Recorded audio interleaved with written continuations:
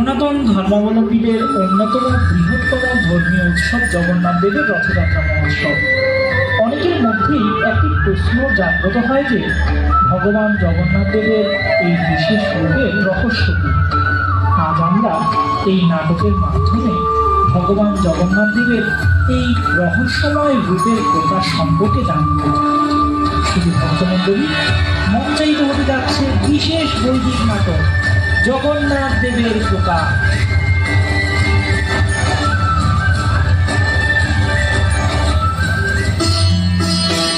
দিদি, আজ পতিদেব নিদ্রা থেকে জাগ্রত হলে প্রথমে আমাকেই দেখবে। না না সত্যভামা, পতিদেব আমাকে আগে দেখবেন, কারণ আমি যে ওনার পাশেই আছি। আমরা কতই না সৌভাগ্যবান যে দ্বারকাধীশের মতো পতি পেয়েছি, যিনি আমাদের 16,108 জন স্ত্রীকে সমানভাবে ভালোবাসেন। আর্য সত্যি মহান, তার ন্যায় দৃষ্টি শুধু আমাদের উপরেই নয়, সমগ্র আর্য বর্তের উপরেই রয়েছে। রাধা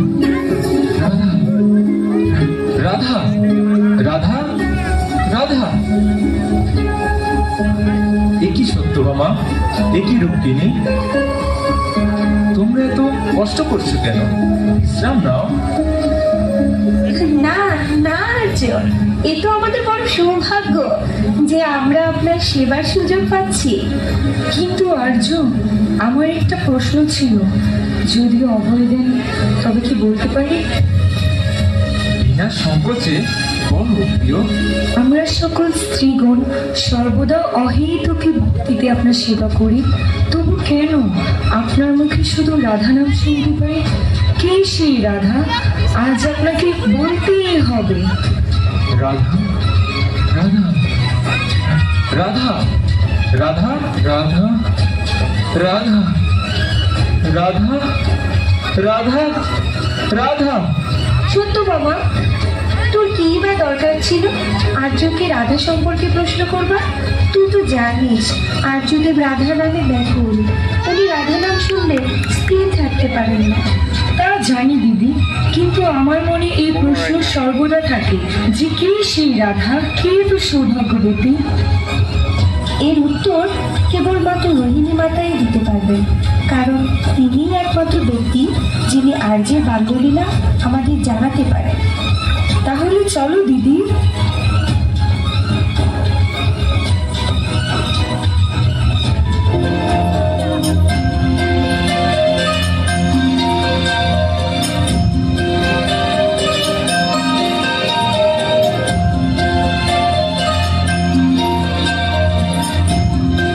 প্রণাম মাতা, একটা অনুরোধ ছিল। বলো পুত্রী। আর্য সর্বদা রাধা রাধা বলতে থাকে, কি এই রাধা?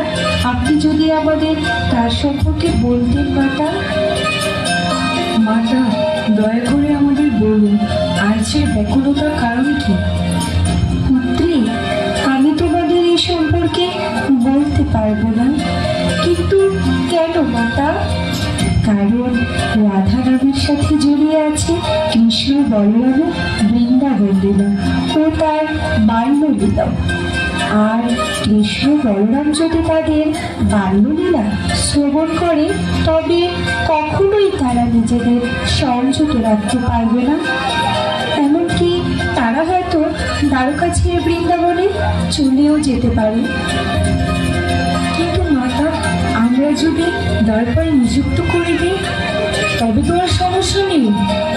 মাতা, আমি যদি দ্বার রক্ষী হই তবে তো কোনো সমস্যা নেই। আমিও ভ্রাতা কৃষ্ণ বলরামের সেই বৃন্দাবন লীলা শ্রবণ করতে চাই। ঠিক আছে, তাহলে তোমরা ব্যবস্থা করো।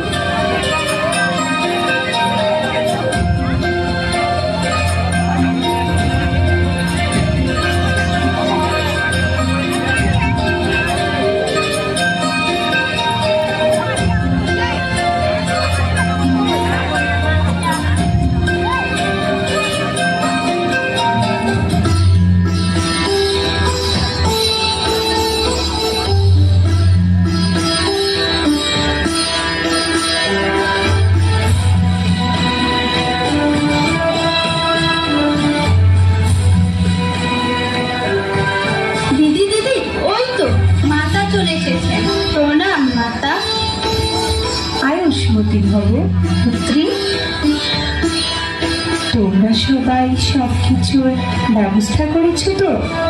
আগে মাতা, আমরা সব ব্যবস্থা করেছি। ঠিক আছে, তোমরা বসো। যদিও কৃষ্ণ বলরামের এই লীলা অত্যন্ত গুপ্ত, তবু তোমাদের বলছি, তোমরা মন দিয়ে শ্রবণ করো। রাধা আর কৃষ্ণকে আমরা জড়চক্ষু দ্বারা পৃথক সত্তা বলে মনে করলেও প্রকৃতপক্ষে রাধা এবং কৃষ্ণ অভিন্ন সত্তা। বৃন্দাবনে কৃষ্ণ তার সখা সখী ও রাধারানীর সাথে মাধুর্য রসের লীলা বিলাস করেছিল। রাধা এবং কৃষ্ণের এই লীলা আমরা জড়চক্ষু দ্বারা কখনোই বুঝতে পারবো না। একবার দেবর্ষি নারদও রাধারামের মাহাত্ম্য বুঝতে ভুল করেছিল। তোমাদেরকে সেই কাহিনী বলছি, শোনো। অনেক অনেক দিন আগে দেবর্ষি নারদ নিজেকে শ্রেষ্ঠ ভক্ত বলে ভুল করেছিল। তিনি জানতেন না যে এই জগতের সবচেয়ে বড় ভক্ত হচ্ছে শ্রীমতী রাধারানী।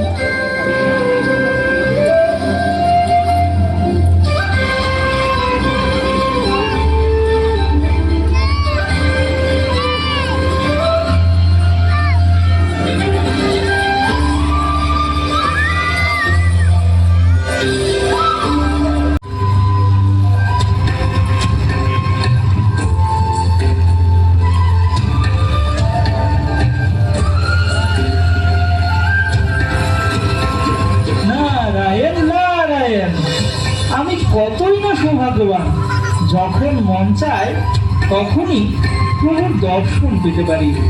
অবশ্য প্রভুর দর্শন আমি পাবো না তো কে পাবে?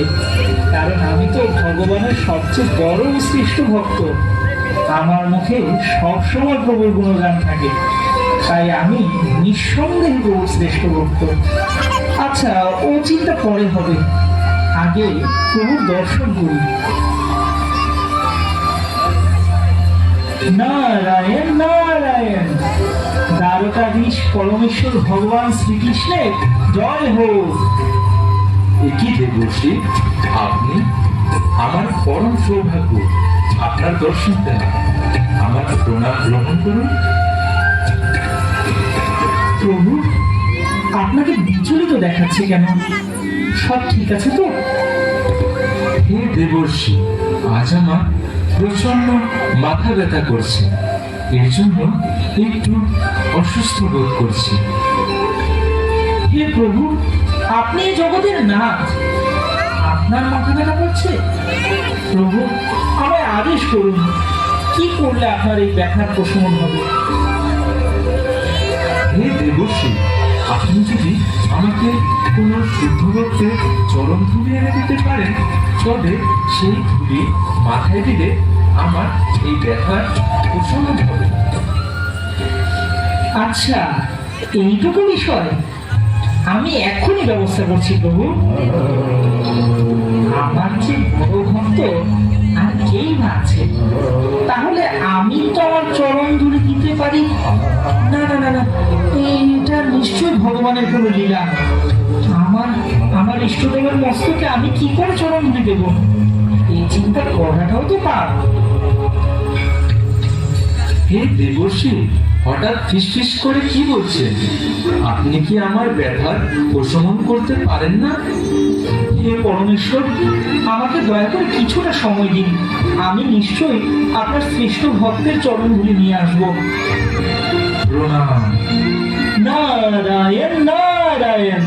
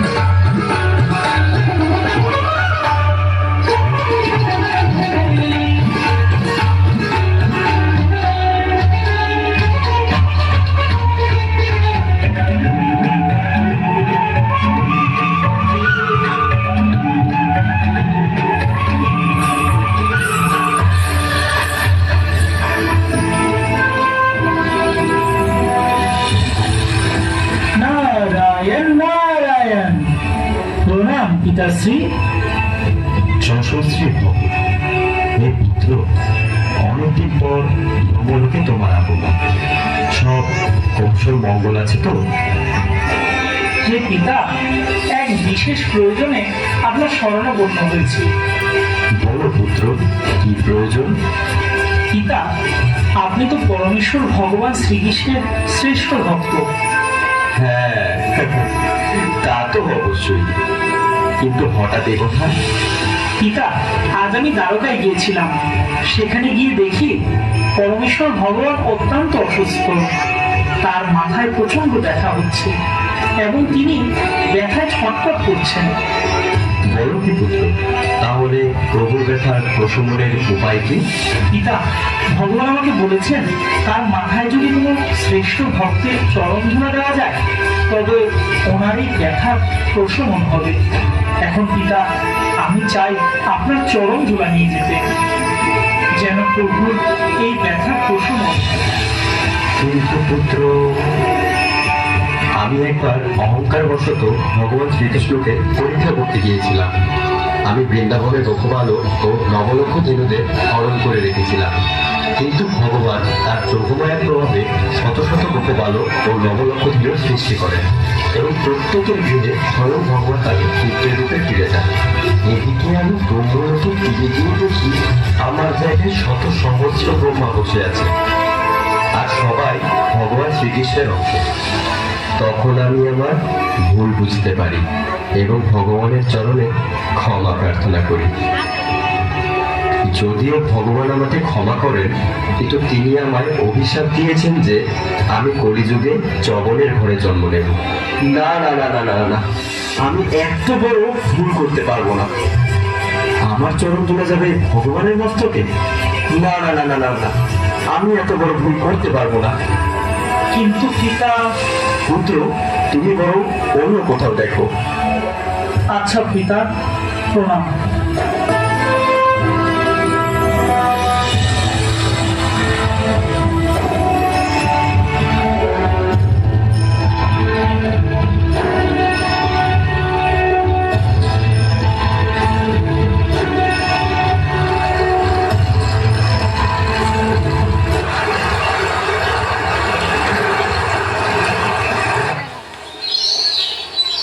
হে প্রভু, কোথায় পাবো শুদ্ধ ভক্তের চরণ ধুলা?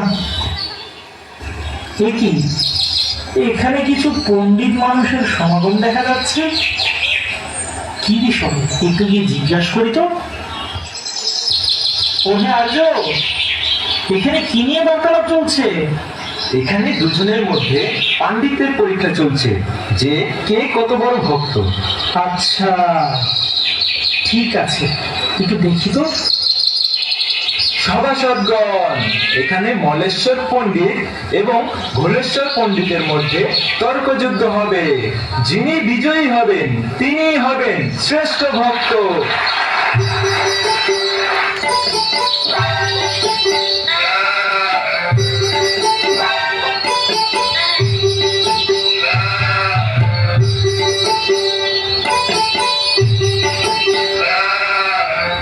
আরে ওনার সাথে আমার তর্ক?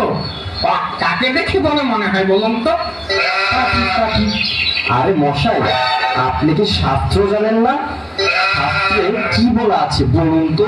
শাস্ত্রে বলা আছে যে অজ্ঞান তিনি রান্ধস্য, অর্থাৎ অজ্ঞান ব্যক্তি তিমি মাছের মতো মোটা হয়, একদম ওনার মতো।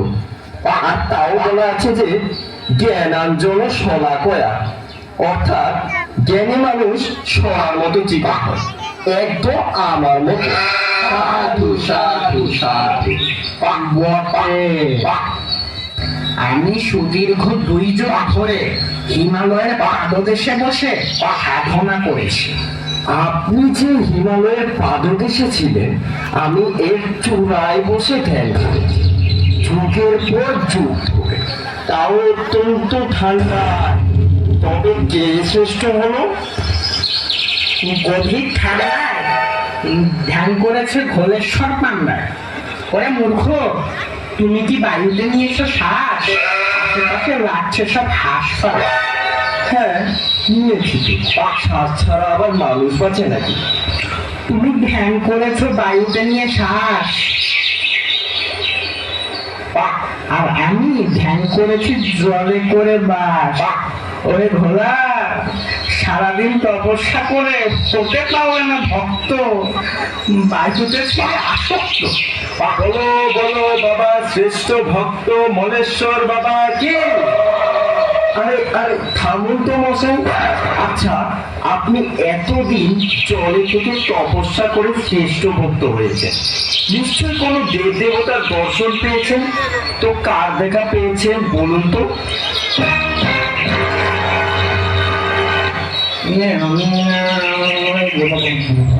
ভগবান বিশ্বকর্মার দেখা পেয়েছে। কি ভগবান বিশ্বকর্মা? হ্যাঁ হ্যাঁ, ভগবান বিশ্বকর্মা। ভগবান আমার প্রতি সন্তুষ্ট হয়ে এই লাঠিটা উপহার দিয়েছেন। বলেছেন তোর সাথে যে মূর্খ তর্ক করতে আসবে ওকে এই লাঠি দিয়ে একটা বাড়ি দিবি। আজ আমি আপনাদের সামনে এই লাঠির দৈব ক্ষমতা প্রদর্শন করব। ওই ভোলেশ্বরকে দুটি বাড়ি মেরে। এই আমার হাতে ঝাঁটাটা দেখতে পাচ্ছেন? মা শীতলা এই ঝাঁটা আমাকে দিয়েছেন। আজ আমার আশা পূর্ণ হচ্ছে। এই দিয়ে মোড়াকে দুটো বাড়ি দিতে পারো। তবে রে, যত বড় মুখ না তত বড় কথা।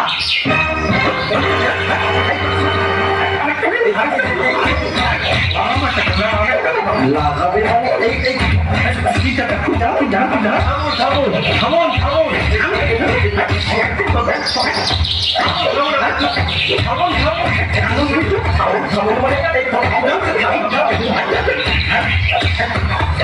মানে অনেক হয়েছে। কিসের মোলা কিসের খোলা, বাড়িতে যা খাওয়ার খেয়েছি আমি। অনেক হয়েছে। প্রতিযোগিতা বাদ, আপনারা দুজনই শ্রেষ্ঠ ভক্ত।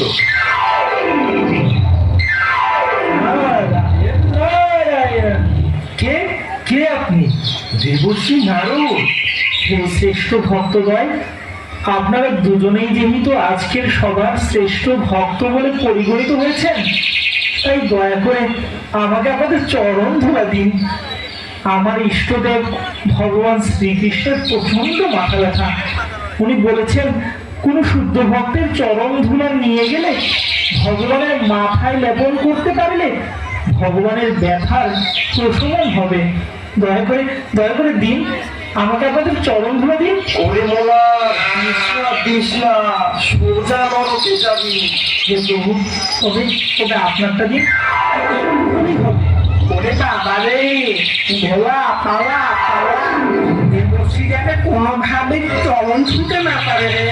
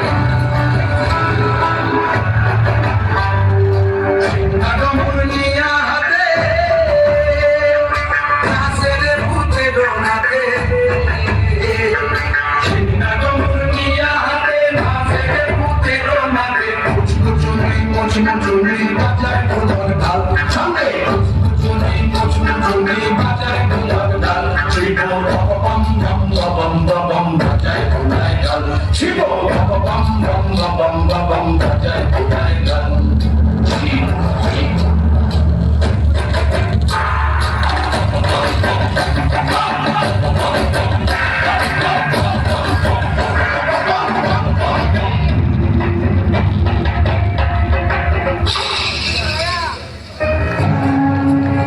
নারায়ণ নারায়ণ, দেবাদিদেব মহাদেবের জয় হোক। দড়িপাততে বসে সব কৌশল মঙ্গল আছে তো তো কি উদ্দেশ্যে কৈলাস আগমন? হে দেবাদিদেব, এক বিশেষ প্রয়োজনে আমি আপনার স্বর্ণপূর্ণ হয়েছি। বলুন দেবর্ষি, কি সাহায্য করতে পারি? মহাদেব, আজ আমি দ্বারকায় গিয়েছিলাম। সেখানে গিয়ে দেখি আমার পরমেশ্বর ভগবান শ্রীকৃষ্ণের তীব্র মাথা ব্যথা, এবং তার এই ব্যথা প্রশমিত হতে পারে যদি কোনো শ্রেষ্ঠ ভক্তের চরণ ধুলা তার মস্তকে দেওয়া যায়। তাই আপনি যদি দয়া করে আপনার চরণ ধুলা দিতেন, তবে হয়তো ভগবানের এই ব্যথা যন্ত্রণা দূরীভূত হতো। কিন্তু আজ থেকে বহুকাল পূর্বে এক সময় আমি নিজেকে ভগবানের শুদ্ধ ভক্ত রূপে মনে করতাম। তখন ভগবান আমার সেই ভুল ভাঙানোর জন্য এক অপূর্ব সুন্দরী মোহিনী মূর্তিরূপ ধারণ করেন। তখন আমি ভগবানের সেই রূপে আকৃষ্ট হয়ে পড়ি এবং প্রলুব্ধ হয়ে মোহিনী মূর্তি রূপে ধাবিত হই। এক পর্যায়ে ভগবান আমার ভুল ভেঙে দেন আর আবার নিজের দম্ভও চূর্ণ হয়। কি শোনালেন দেবর্ষি? আমার চরণের ধুলা ভগবানের মস্তকে দেওয়া হবে? এত বড় দুঃসাহস আমি কিভাবে করবো? কিন্তু মহাদেব, যদি কোনো যদি নয়, আমি পারবো না দেবর্ষি। আপনি বরং অন্য কোথাও দেখুন। ঠিক আছে মহাদেব, প্রণাম।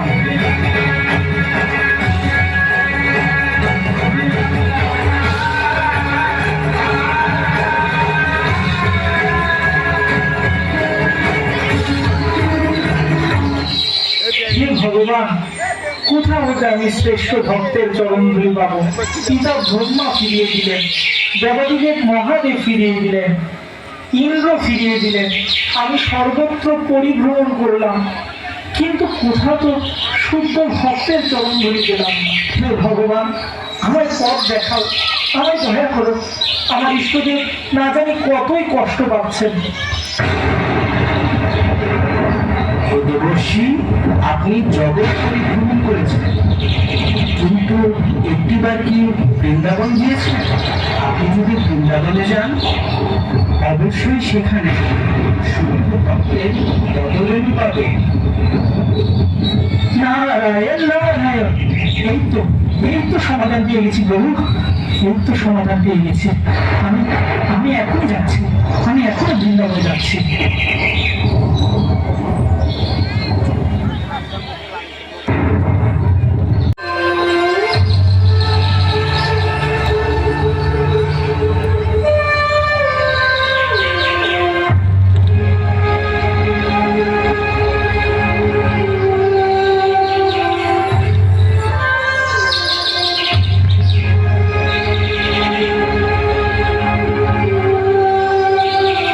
নারায়ণ নারায়ণ, এ কি বৃন্দাবনের সবাই মলিন কেন? ওই মহাশয়, এখানে সবাই এরকম মলিন হয়ে আছে কেন? প্রণাম দেবর্ষি। কি বলবো আর, বৃন্দাবনের সবাই কৃষ্ণগুলোকে মৌন হয়ে গেছে। কৃষ্ণ সেই যে বৃন্দাবন ছেড়ে গেল, আর ফিরে এলো না। আজ কান্নার বিরহে আমি সবাই শোকে পাথর। এই বৃন্দাবনের সকলে ভগবান কৃষ্ণের এত বড় ভক্ত যে আজ এত বছর হয়ে গেল প্রভু বৃন্দাবন ছেড়েছেন, আর এত বছর পরে এসেও সবাই কৃষ্ণ সুখে কাতর। হে দেবর্ষি, আপনি কি আমাদের কানার কথা বলতে পারেন? সে কেমন আছে? নিশ্চয়ই শ্রীমতী রাধারানী, আমি তো কৃষ্ণের বার্তা দিতেই এখানে এসেছি। হে দেবর্ষি, দয়া করে বলুন আমার কানা কেমন আছে? কত বড় হয়েছে? ওকে এখন মাখন খায়। ও সুস্থ আছে তো?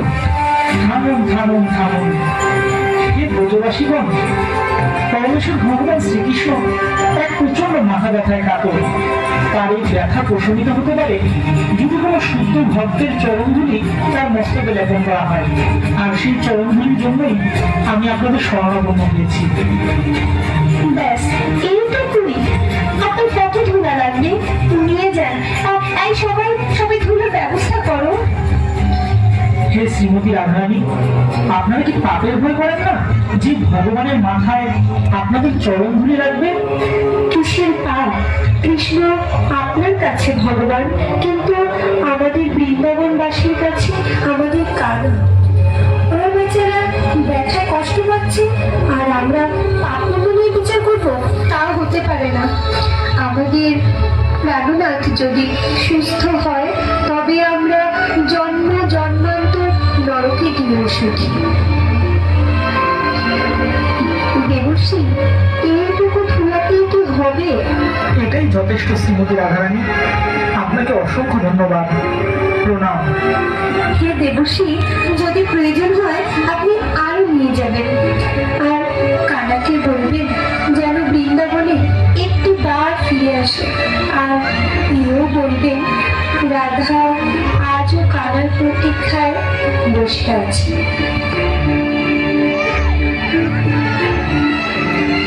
হে প্রভু, আজ আপনি আমার দম্ভ চূর্ণ করলেন। আমার মনে আত্ম অহমিকা জন্ম নিয়েছিল যে আমি আপনার সান্নিধ্য বেশি পাই বলে হয়তো আমি আপনার শ্রেষ্ঠ ভক্ত। কিন্তু প্রভু, আজ আমার সেই দম্ভ চূর্ণ হলো। আসলে বৃন্দাবনবাসী ও শ্রীমতী রাধারানী আপনার শ্রেষ্ঠ ভক্ত। আমায় ক্ষমা করুন প্রভু, আমায় ক্ষমা করুন।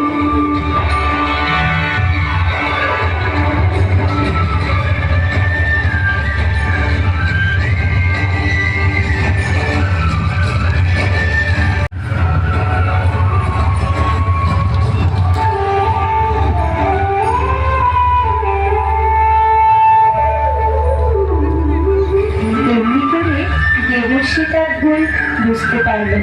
আসলে রাধারানীর মাহাত্ম আমরা হয়তো বুঝতে পারবো না।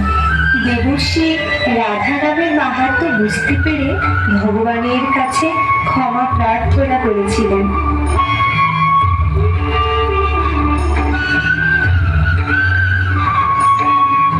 রোহিণী মাতা কৃষ্ণের মহিষী গণকে এক এক করে ভগবানের সকল দিব্যলীলা সম্পর্কে বলতে থাকলো।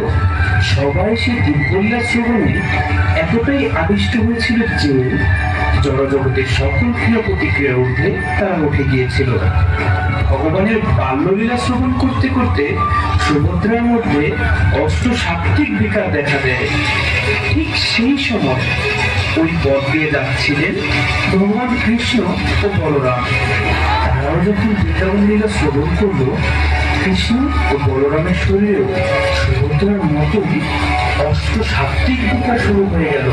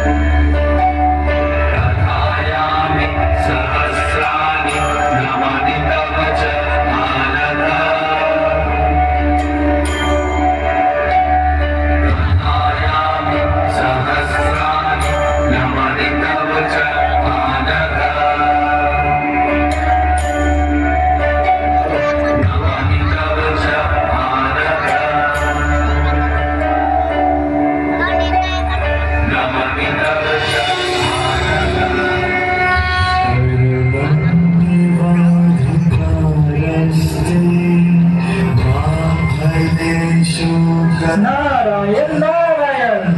হে প্রভু, আমি আপনার এই অপূর্ব রূপের সাক্ষী হয়ে গেলাম। হে দেবর্ষি, যদিও আমার এই রূপ অত্যন্ত গুপ্ত, তবু আপনি আজ আমার এই রূপের দর্শন পেলেন। বলুন দেবর্ষি, আপনি কি বর চান?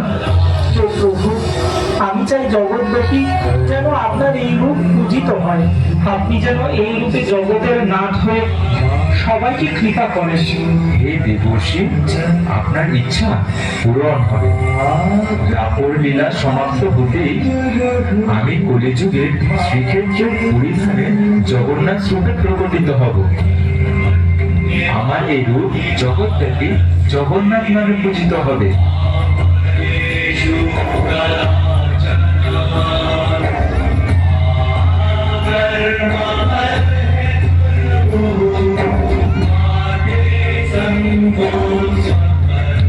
আর এইভাবে নারদকে দেওয়া প্রতিশ্রুতি রক্ষার জন্য কলিযুগের প্রারম্ভে ভগবান শ্রীকৃষ্ণ পরিধামে জগন্নাথ রূপে প্রকটিত হন।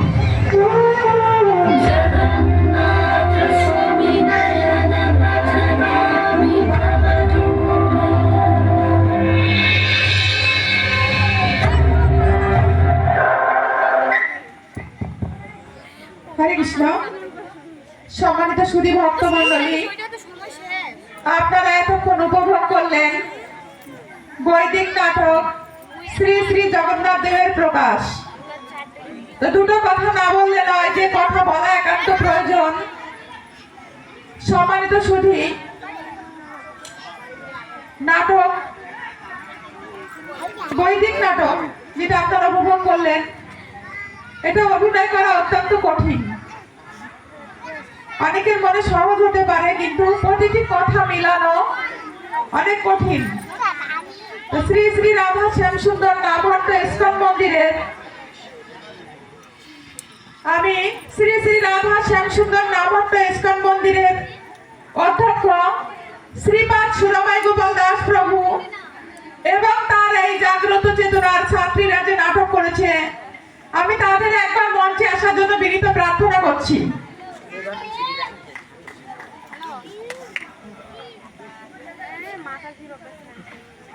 যারা নাটকে অভিনয় করেছে তারা সকলেই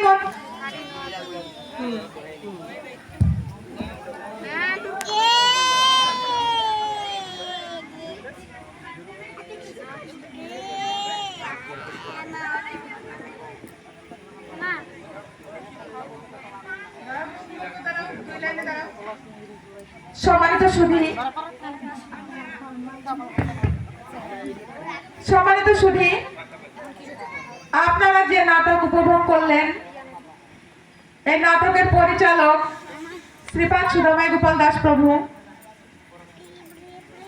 আমি ওনার সহধর্মিনী হয়ে নয়, আমি আপনাদের মতো একজন দর্শক হিসাবে আমি ওনাকে অসংখ্য ধন্যবাদ জানাই, এবং যারা অভিনয় করেছেন তাদেরও আমি অসংখ্য ধন্যবাদ জানাই। আমি আপনাদের কাছে বিনীত প্রার্থনা করব যে ভবিষ্যতে যেন আরো এরকম অনেক বড় বড় নাটকের উপস্থাপন করতে পারে, আর প্রভু যেন তার এই ছোট্ট ছোট্ট বাচ্চা দিয়ে এই মন্দির তৈরি করেছিল। শুরুর জীবন থেকে এই ছোট ছোট বাচ্চারা সহযোগিতা করেছিল, আজকে সেই বাচ্চাদের দিয়ে এই মঞ্চ নাটক উপস্থাপন হলো। তো আপনারা আশীর্বাদ করবেন, প্রভু যেন সুস্থ থাকে, আর এরকম যেন আরো অনেক জাগ্রত চেতনা ছাত্রছাত্রীদের উনি মঞ্চস্থ করতে পারেন। হরে কৃষ্ণ। তো আমি ভক্তদের অনুরোধ করবো, সবাই একবার জয়ধ্বনি উলুধ্বনি দিয়ে শ্রীপাদ সুরমাই গোপাল দাস প্রভু এবং তার এই টিমকে আপনারা আরো উৎসাহিত করবেন। জয় জয় নিতাই গৌর সীতানাথ প্রেমানন্দে, একবার হরি হরি বলো।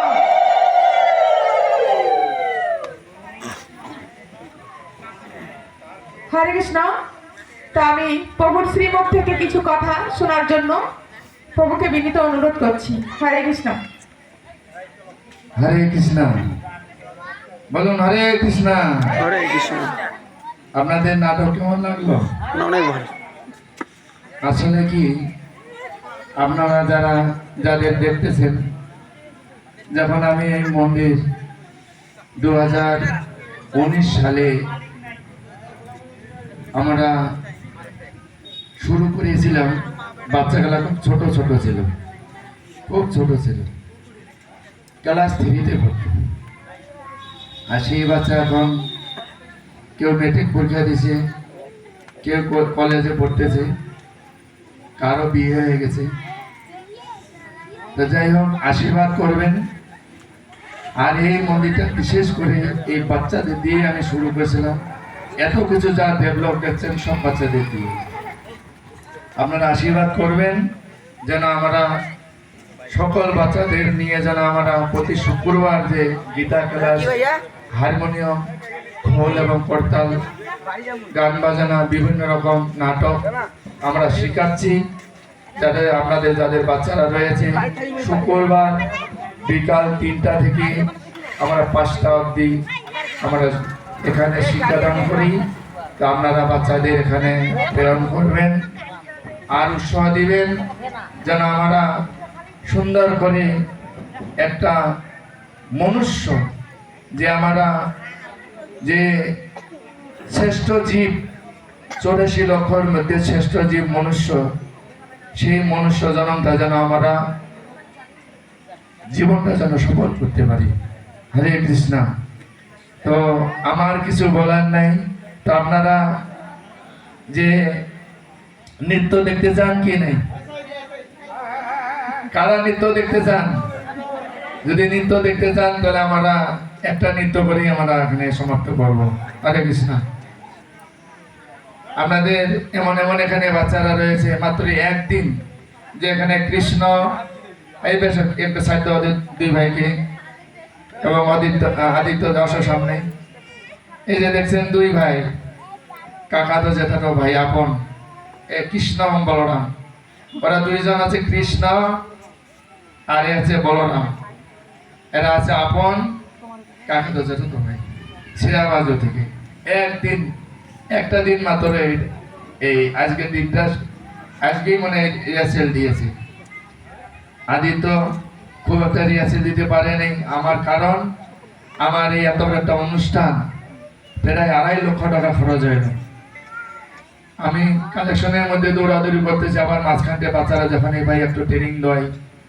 তো যাই হোক, তবে আমরা যদি জীবনেও কিছু একটা জিনিস আমি একটা অনুভব করতে পারলাম যে আমি খুব কঠিন মানুষ, খুব শক্ত করে। তো বাচ্চাদের যখন আমি খুব কঠোরভাবে বলি, কঠোরভাবে, ওরা সাময়িক কিছু দুঃখ পায়, পরবর্তীতে আবার সেই জিনিসটাকে আবার ওরা বুঝে যে না আমাদের ভালোর জন্য। গতকালকে যদি একটা আরেকটু করে দিয়েছেন দিত, আরো খুব ভালো হলে খুব ভালো হয়েছে, আরো ভালো হইতো। তো যাই হোক, আমাদের জীবনে এই মন্দিরটা হচ্ছে কি, এই মন্দিরটা হচ্ছে সাধুদের জন্য নয়। এই মন্দিরটা কার জন্য? স্কুল হচ্ছে যারা শিক্ষা লাভ করে বাচ্চাদেরকে শিক্ষা দান করার জন্য হচ্ছে স্কুল। মাস্টার কয়েকজন থাকে, সেই বাচ্চারা আবার ওখান থেকে শিক্ষা লাভ করে অন্য কোথাও চলে যায়। ঠিক এই মন্দির হচ্ছে অসাধুদের জন্য, অসাধুদের সাধু বানার জন্যই হচ্ছে মন্দির। কি কথা ঠিক আছে কিনা? এই জন্যই আপনারা আমাদেরকেও উৎসাহ করবেন যেন আমাদের এই সনাতন ভাইদের পাশে যেন দাঁড়াইতে পারি, যে যথাযথভাবে যে ধর্মীয় শিক্ষা, আচরণ বিধি, সেটাকে আমরা ঘরে ঘরে পৌঁছে দিতে পারি। চৈতন্য মহাপ্রভু বলছে পৃথিবীতে যত আছে নগরাদি গ্রাম সর্বত্র প্রচার হবে মোরই নাম। যে কৃষ্ণ নাম যেন সকল ঘরে, আজ সারা পৃথিবীতে যে কৃষ্ণ নাম করতেছে, সকলের ঘরে আমরা যেন পৌঁছে দিতে পারি। হরে কৃষ্ণ। তা আমরা বেশি না বলে আমি এখানে শেষ করছি। এগুলা সকলেই আমাদের মন্দিরের ছাত্রছাত্রী, আরো আছে। তো আমরা এখন